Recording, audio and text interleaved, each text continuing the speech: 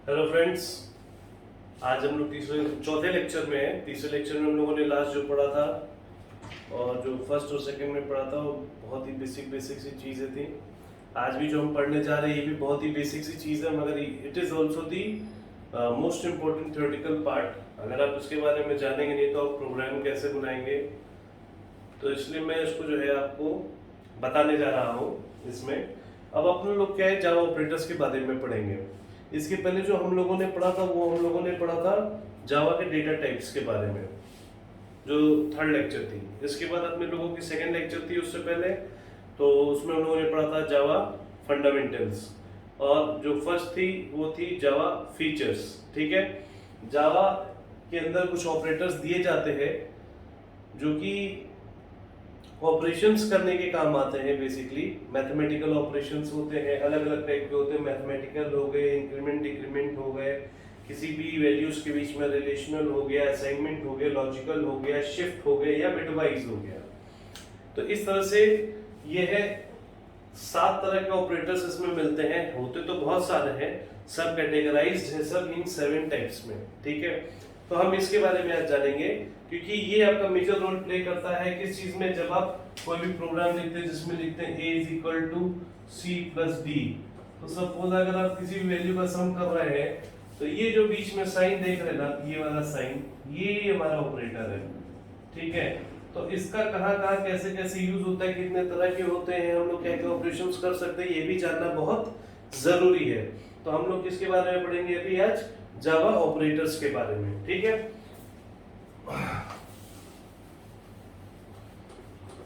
ठीक है, चलिए अब हम लोग शुरू से शुरू करते हैं। बेसिकली जावा ऑपरेटर्स के बारे में आज हम लोग जानेंगे। जावा ऑपरेटर्स कितने तरह के होते हैं। मैं वीडियो बहुत ही शॉर्ट में बता रहा हूँ, एक टॉपिक वाइज बता रहा हूँ। जिन बच्चों को लास्ट मोमेंट रिवीजन करना वो भी देख सकते हैं, और मैं बार बार इंसिस्ट कर रहा हूँ कि मेरे पुराने सारे वीडियोस देखिए, जिसके कारण आपको कोई भी रिव्यूज कोई भी डाउट हो तो आप वो समझ सकें। क्योंकि जैसे जैसे हम आगे बढ़ते चले जाएंगे और आगे से आगे लेक्चर्स देते चले जाएंगे तो क्या होगा, प्रोग्रामिंग का जो पार्ट होगा वो थोड़ा सा हैवियर साइड आने लगेगा। फिर हम सीधे प्रोग्राम बनाने लगेंगे तो फिर आप कहेंगे कि ये सर ने क्या बोला, फंडामेंटल्स बोला, फीचर्स बोला, डेटा टाइप बोला, क्या बोला, समझ में नहीं आएगा आपको। तो उसको ओवरकम करने के लिए आप मेरे सारे वीडियोस देखिए। जो भी पुरानी लेक्चर्स है मैं यहाँ पे लिख देता हूँ, L1 L2 L3 L4 जो भी लेक्चर्स होती है, तो सीरीज में आप सारे लेक्चर्स को देखिए और टॉपिक वाइज देखिए। अगर मान लीजिए कोई आपका एग्जाम है, एग्जाम से जस्ट पहले आपको एक शॉर्ट रिवीजन चाहिए तो आप इसको देख लीजिए। मैं आपको गारंटी दे रहा हूँ कि अगर इसके ऊपर कोई भी चीज आती है आप लिख दो, चाहे वो क्लास 8 का एग्जाम हो, चाहे 9th का हो, चाहे 10th का हो, चाहे 11th का हो, या फिर इंजीनियरिंग लेवल तक के एग्जाम में अगर आप एयर ऑपरेटर्स के बारे में भी पूछ लेता है तो आप इतना लिखोगे आपको पूरे नंबर मिलने ही मिलने हैं, कोई आपका मार्क्स काट नहीं सकता है। बेसिकली आप इस तरह से पेपर्स में भी लिखना शुरू करिए, इसके बाद सब टॉपिक डाल के आप उसको रिवाइज कर सकते हो, उसको लिख सकते हैं। 8 नंबर, 6 नंबर, 5 नंबर, किसी भी लेवल पे, ये स्कूल से लेके इंजीनियरिंग लेवल तक में, या आप अगर कहीं जॉब करने जा रहे हैं, कुछ नया सीखना, किसी और टेक्नोलॉजी पे काम कर रहे थे, अब आप बेसिक जावा सीखना पड़ रहा है आपको, किसी भी कारण से आप ग्रोथ चाहते हैं अपनी लाइफ में, तो इन सब चीजों का आप ध्यान रखेंगे तो आपका बेसिकली जावा प्रोग्रामिंग तो इजी होगा ही होगा, उसके साथ साथ और भी डिफरेंट काइंड्स ऑफ प्रोग्रामिंग आप सीखते चले जाओगे। ठीक है, तो अभी अपन लोग क्या है कि सबसे पहले अभी जावा ऑपरेटर्स के बारे में डिस्कस करेंगे। हमारी लेक्चर 4 है और लेक्चर 4 में हम क्या है, जावा ऑपरेटर्स के बारे में डिस्कस कर रहे हैं। जावा ऑपरेटर्स क्या होते हैं? बेसिकली वो ऑपरेशंस करने के काम आते हैं और डिफरेंट तरह के ऑपरेशंस हो सकते हैं, जैसे जैसे कि अरिथमेटिक ऑपरेशंस हो सकता है, दूसरा इंक्रीमेंट या डिक्रीमेंट ऑपरेशंस हो सकते हैं, या रिलेशन हो सकता है किसी भी दो वैल्यूज के बीच में, किसी भी कैरेक्टर के बीच में, किसी भी स्ट्रिंग के बीच में, किसी भी इंटीजर के बीच में, फ्लोट, डबल, जितने भी तरह के मैंने आपको कल डेटा टाइप्स बताए थे लेक्चर 3 में, उस तरह से ही उनके बीच में क्या रिलेशन है वो देख सकते हैं। असाइनमेंट ऑपरेटर हो सकता है, जैसे कि ए, ये जो इक्वल टू लगाते हैं ना, ए इक्वल टू बी प्लस सी, या a इक्वल टू 10, तो ये हम क्या कर रहे हैं, हम असाइन कर रहे हैं, तो ये इक्वल टू क्या हो गया, असाइनमेंट ऑपरेटर हो गया। अभी हम लोग डिटेल में समझेंगे, एक ओवरव्यू देख लीजिए।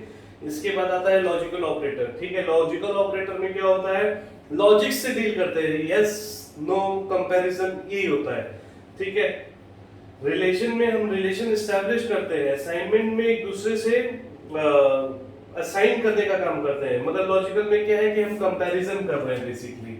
शिफ्ट के अंदर होता है, शिफ्ट आप बेसिकली रेगुलर लाइफ में अपने देखेंगे कि ये डबल एरो, ये सिंगल एरो, ये आपको मैक्सिमम प्रोग्रामिंग में नहीं आएगा, ठीक है। 1% ऑफ द प्रोग्राम जो ऐसा रहेगा रेगुलर बेसिस पे जिसमें आप इसको यूज करेंगे।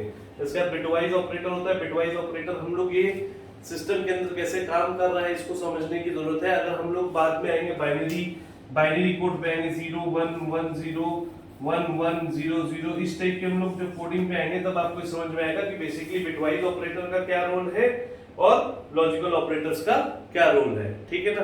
तो लॉजिक गेट्स हम लोग जब समझेंगे तो बिटवाइज और लॉजिकल ऑपरेटर के बेसिस पे ही क्लियर करेंगे, ठीक है ना। अभी अपन लोग आते हैं अरिथमेटिक ऑपरेटर। अरिथमेटिक ऑपरेटर मतलब मैथमेटिकल ऑपरेशंस, ठीक है। अब मैथमेटिकल ऑपरेशंस में क्या होता है, प्लस होता है, एडिशन हो गया जिससे हम जोड़ते हैं, संयोजन करना, माइनस घटाना, ठीक है। स्टार का मतलब ये स्टार जो होते हैं ना, ये स्टार बनाया जाता है ऐसे क्रॉस, इसके बाद ये, ठीक है, एक बीच में लाइन आती है, ये स्टार होता है। कंप्यूटर में इसका मतलब होता है मल्टीप्लाई, ये ध्यान दीजिएगा, मल्टीप्लाई करना, कंफ्यूज नहीं होइएगा। मल्टीप्लाई मतलब इनटू करना, गुणा करना, ठीक है, गुणा करना, इसका मतलब हो गया बेसिकली गुणा करना, कंफ्यूज नहीं होइएगा इसमें, इसका मतलब हो गया गुणा करना, ठीक है।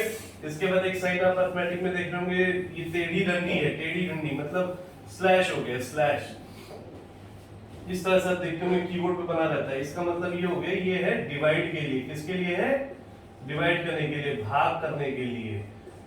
जो बच्चे इंग्लिश थोड़ी सी वीक है उनके लिए मैं हिंदी में भी थोड़ा सा बता देता हूं, जिसके कारण उनको ये सब चीजें क्लियर रहेंगी तो प्रोग्राम कर सकते हैं, ठीक है।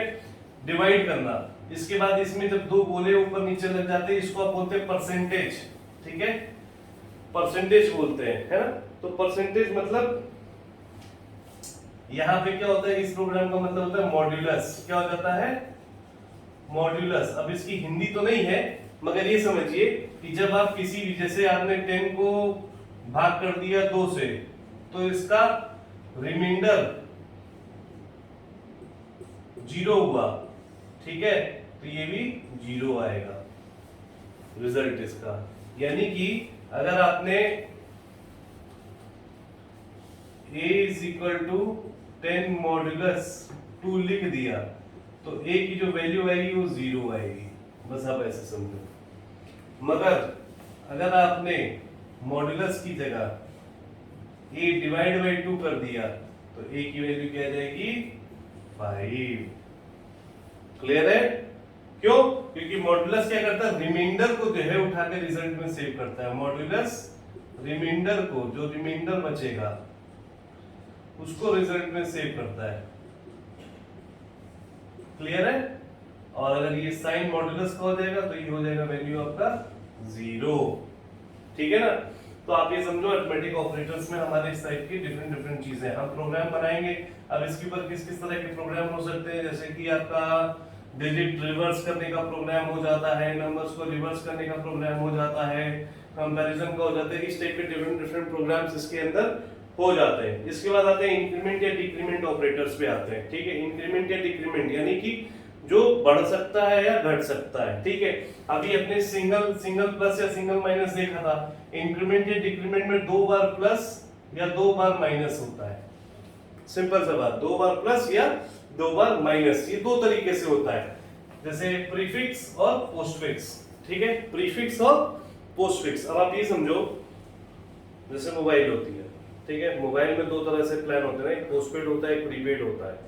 पोस्टपेड में क्या करते हो, आप पहले यूज कर लेते हो, यूज करने के बाद क्या करते हो, तब आप बिल पे करते हो। और प्रीपेड में क्या होता है, पहले आप जाते हो अपना कूपन रिचार्ज कराते हो, उसके बाद आपको वो कॉल करने की या इंटरनेट यूज करने की सुविधा मिलती है उस पे। तो ठीक उसी तरह से अगर हमने वैल्यू के बाद लगा दिया तो ये हो गया, वेरिएबल के बाद हमने डबल प्लस या डबल माइनस लगा दिया तो ये हमारा हो गया पोस्ट। पोस्ट कैसे होगा, इसमें क्या होगी, वैल्यू अभी तो सेम रहेगी, बढ़ेगी नहीं। Suppose a is equal to आपने दे रखा था 10, अब पोस्ट इंक्रीमेंट आपने लगाया तो अभी a की resultant value a is equal to 10 ही रहेगी।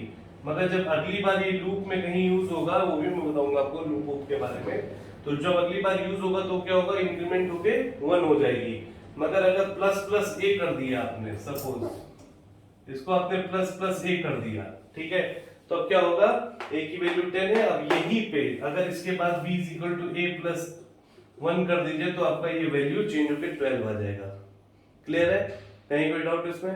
ठीक है, इसका हम लोग डेप्थ में देखेंगे आगे से आगे बढ़ के, जब हम लोग बढ़ते रहेंगे प्रोग्रामिंग पार्ट पे, तो प्रैक्टिकल्स करते रहेंगे तो आपको इसका रिजल्ट क्लियर होता रहेगा पूरी तरह से। ठीक है ना, तो अभी अपन लोग इसमें आ गए अरिथमेटिक इंक्रीमेंट डिक्रीमेंट में आ गए, पोस्टफिक्स और प्रीफिक्स हो गया। रिलेशनल ऑपरेटर, रिलेशन क्या करता है? रिलेशन आप समझो इसी के बाद रिश्तेदारी, समझ रहे हो ना, एक दूसरे से कैसी रिश्तेदारी है ना। आपका अपना छोटा मम्मी का बेटा है, मगर रिश्तेदारी क्या है? भाई है ना आपका। तो वही चीज होती है इसमें। क्या है कि a greater than b, a less than b, a equal to b, a equal to b, a less than और equal to b, a greater than और equal to b, a not equal to b। इतनी सारी conditions इसमें बन सकती है। ठीक है, क्या हो रहा है, a का b से रिश्ता देखा जा रहा है, b का a से रिश्ता देखा जा रहा है, रिश्तेदारी ढूंढी जा रही है कि भैया फलाना लड़के हमारे कैसे फूफा हुए। ठीक, तो ये चीज हुई बात।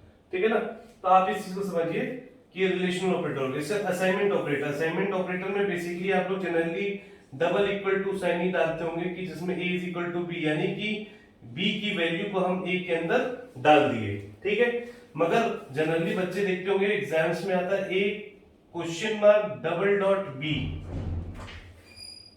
ठीक है, इसका मतलब क्या होता है, A question mark double dot B, यानी कि अगर ये कंडीशन ट्रू है तभी ये एक्सेप्ट करेगा।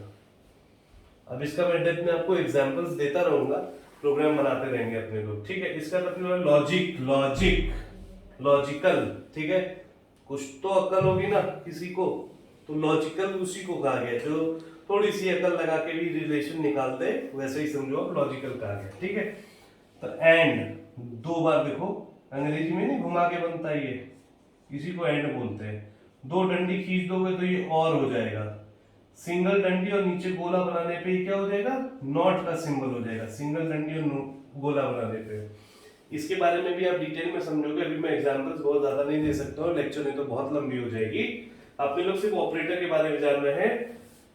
दो बार ऐसे गोला घुमा दिया आपने तो ये क्या हो गया, एंड हो गया। कंप्यूटर के कीबोर्ड पे आपको सिंबल मिल जाएगा। दो बार सीधी डंडी खींच दी आपने ऐसे और ऐसे, तो क्या हो गया, ये आपका और हो गया। देख रहे हैं, दो बार, एक दो, बस और हो गया।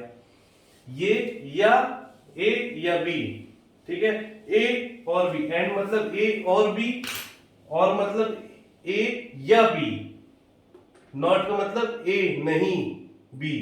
ठीक है, क्लियर है इस चीज को लेके। शिफ्ट के बारे में बस आप इतना ही जानो कि राइट साइड एरो की रहेगा, तो सपोज एक वेरिएबल है ए डबल इक्वल टू, हमने ए ग्रेटर देन साइन लगाया और बी लिख दिया, तो साइन शिफ्टिंग हो जाएगी, ये इसके साइन को इस पे एक बी के हिसाब से शिफ्ट कर देगा। सिमिलरली अगर इधर का एरो की आपने लगा दिया तो बी के हिसाब से ए को शिफ्ट कर देगा। यहाँ ए के हिसाब से बी को शिफ्ट कर रहा है, यहाँ बी के हिसाब से ए को, और इसके बाद जब ये ऐसे तीन एरो लगा दोगे आप तो क्या होगा, अनसाइन शिफ्टिंग हो जाएगी, यानी कि ए के हिसाब से बी को दो बार शिफ्ट कर देगा। ठीक है, ये अनसाइन शिफ्टिंग हो जाती है। इसके बाद बिटवाइज ऑपरेटर पे आओ। बिटवाइज ऑपरेटर क्या कहता है, बिटवाइज ऑपरेटर में सिंगल एंड है, ये तो आप लोग अंग्रेजी में भी सीख रहे होंगे, हिंदी में भी और बोला जाता है, और ये हमको पढ़ना भी है और नौकरी भी पानी है, तो और, ठीक है, एक्स और के साथ एक्स लग गया, यानी कि ये एक तरह से समझो ए के ऊपर अगर ए और का सिंबल मैंने आपको यहां बताया था डबल डंडी है, ए और बी। ठीक है, अब इसके ऊपर एक डंडी खींच जाती है बार, जैसे ये बार खींच जाता है तो ये क्या हो जाता है, एक्स और। इसको शॉर्ट फॉर्म में ऊपर की तरफ हलंत के तौर पे दिखाया गया, ऊपर की तरफ एरो की के तौर पे। ठीक है, इसके बाद और की बात करते हैं, और आपको यहाँ पे डबल डंडी में सिखाया गया, बिटवाइज ऑपरेटर में सिंगल डंडी रहेगी, ये सिंगल डंडी और हो गया, यानी ए और बी।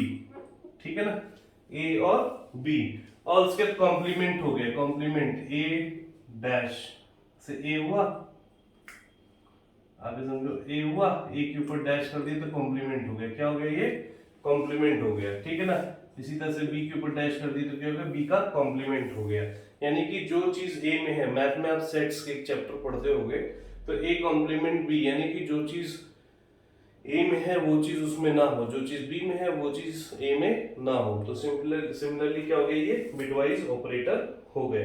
अब इनके ऊपर छोटे छोटे प्रोग्राम्स हम लोग आएंगे, या प्रोग्राम्स के मेरे लेक्चर्स चालू होंगे तो वो हम लोग देखेंगे हमारे प्लेटफॉर्म्स के ऊपर। मैं आपको लिंक वेरी सून डालने वाला हूँ इसके ऊपर, तो आप उस लिंक को जब करेंगे तो आप मेरे क्लासेस में डायरेक्ट आ जाएंगे, जहाँ पे हम लोग डिटेल प्रोग्रामिंग भी पढ़ेंगे आने वाले टाइम में, जो कि आपको बोर्ड्स एग्जाम के लिए या आपके ग्रेजुएशन के लिए या बीटेक के लिए या बीएससी के लिए एमएससी के लिए बहुत हेल्प आउट करेगा प्रोग्रामिंग के ऊपर जावा में। हम लोग बहुत ही जल्दी अब पाइथन आइथन के ऊपर प्रोग्रामिंग करेंगे, एक बार ये जावा के लेक्चर्स खत्म हो जाए उसके बाद, ठीक है।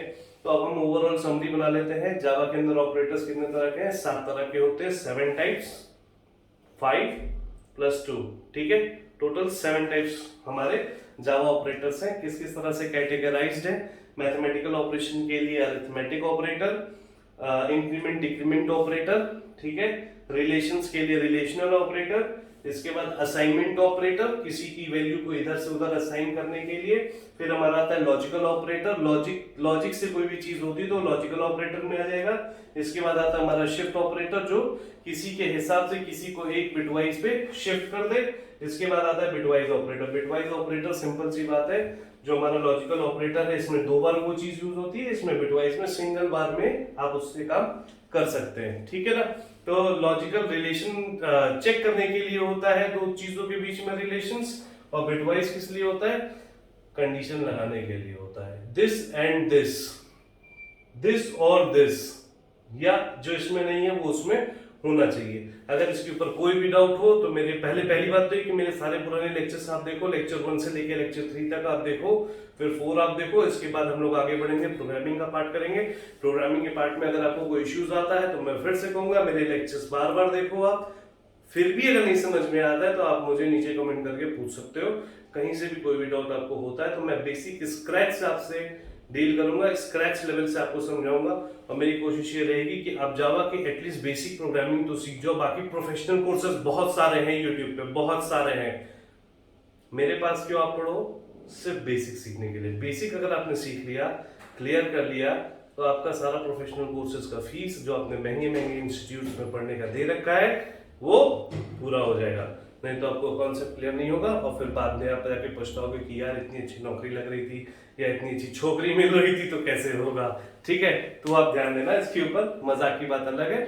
जावा के प्रिंसिपल्स को याद रखो, जावा की चीजों को याद रखो। मैं छोटे छोटे लेक्चर्स डाल रहा हूँ, लास्ट मोमेंट रिवीजन में भी आपको बहुत काम करने वाले हैं, ठीक है।